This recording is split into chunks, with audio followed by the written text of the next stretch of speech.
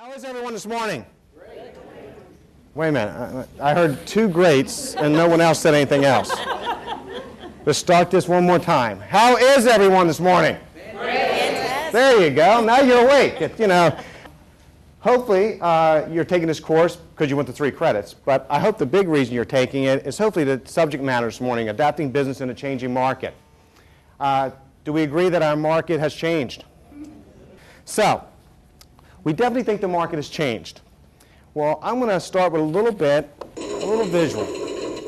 I'm a U2 fan.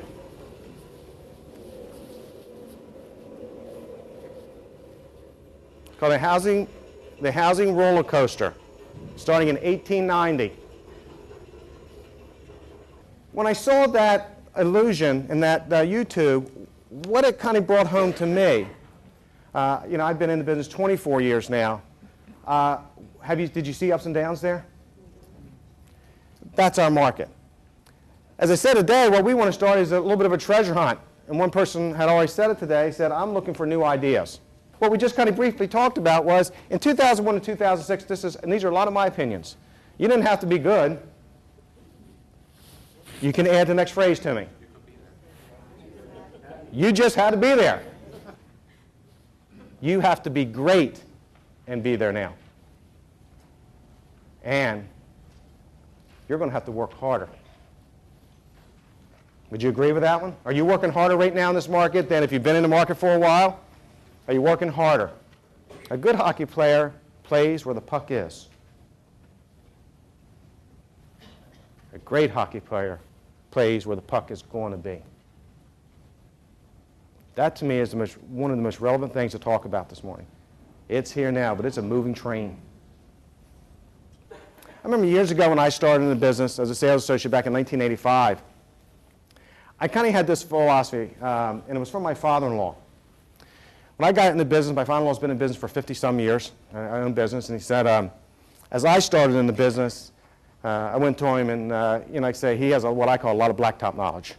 He didn't go to college, but he understood what the real deal is, runs 2 or 3 different businesses. And he said, let me give you some advice about going into a business, because he really viewed what I was doing was going into business. It was a whole different mindset to him, and it put that mindset to me right away. I was going into business. He said, you are opening your own company and you just don't know it. And you may not like what he said, but it made a lot of sense to me. He said, and let me tell you, you're there to make money for that company. That's your job, and make money for yourself. I think there's certain things you can control in life and there's certain things you can't. I can't control the economy per se, but I can learn to adapt to the economy in order to go out and make money. I've read so many things lately about that most money, some of the millionaires of the world were made in down markets.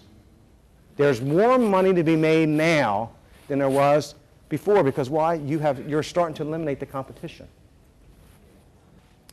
If you're good, you will benefit from the change. We talked about that. More money can be made now. And I've talked to quite a few agents over the past year, and I've had agents tell me that 2008 was their best year.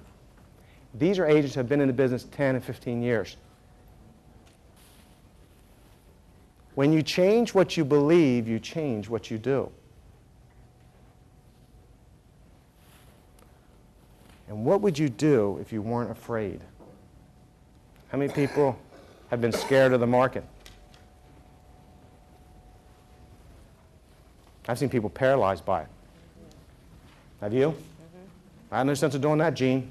That ain't going to work. You know how many times I heard that? I said, well, I guarantee you, I do know one thing guaranteed about that. They said, what? I said, if you don't do it, it's not going to work. That's the only guarantee I'll give you. If you don't do it, it won't work. So I got a few questions for you. Do you think the consumer and agent's perceptions become their realities? Yes. Are we buying into what we're hearing? Yes. No, I got some yeses. And I think reality may be a mixture of both. Some are and some are not. One other thing my father-in-law told me, he said, people want to deal with winners. They don't want to deal with losers, son. Great words of wisdom.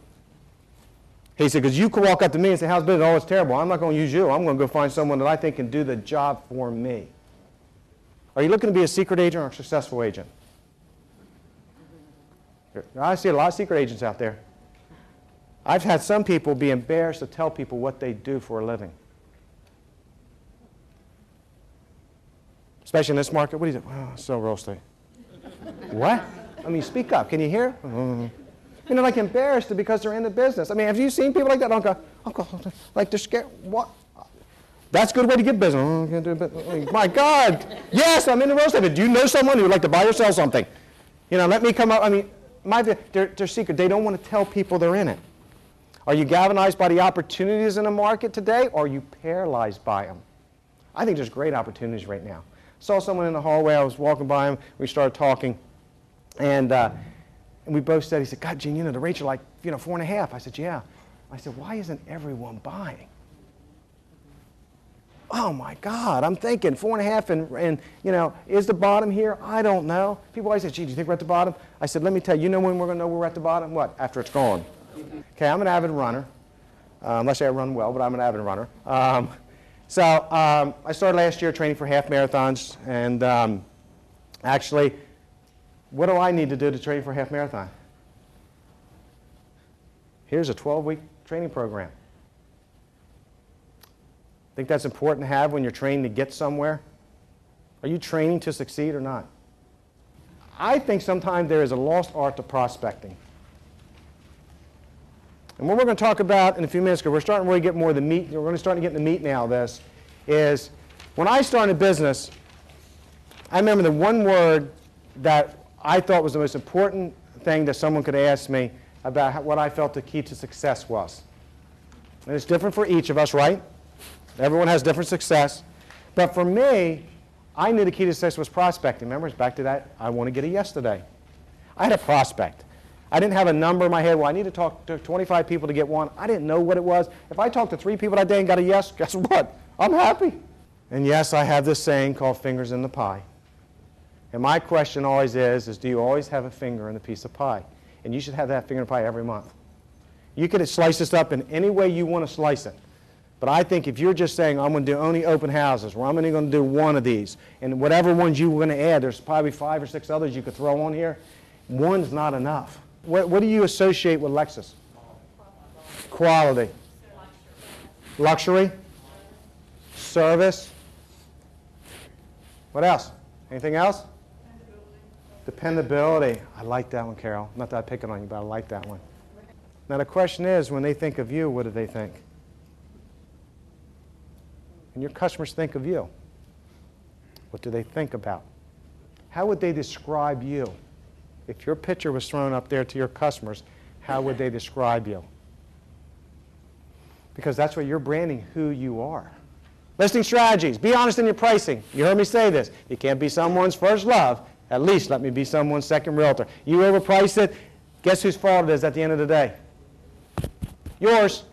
Ah, Gene, you're not doing anything. I can't get it sold. But the next realtor comes and says, look, you had it overpriced. You got to put it here. Okay, I guess I got to do that. Put it in price sales in a week, and I'm looking there thinking, I spent all that money. And guess what? They sold it. Hal Britton has a great saying. He says, when can you tell you have a buyer? Oh, who's been a Hal Britton before? Star Pie. They buy. I love the Hal Britton when he says that. How do you know when you have a buyer? Oh, we know when they're in the car. No. When they buy, you have a buyer. Till then, you just got a great prospect. Anyone ever heard of permissive advertising? Permissive is always, I say, especially I did this with for sale by owners I did. I would call and stop by and say, it's Gene Millman, blah, blah, blah, and get them and say, look, can I call you next week or stop by? Do you realize they never said no? Plan an event. Invite those raving fans. You got 50 to 100. I did it at my home. I did a holiday party every year at my house. I invited my raving fans. They would come in with referrals, handing me names and numbers of people to my house. I did it for 15 years. Thank you all. Enjoy the rest of the showcase. I was a couple minutes over, only about 5. Thanks so much. Enjoy your day. I hope you gained some pearls today. Have fun. Enjoy today.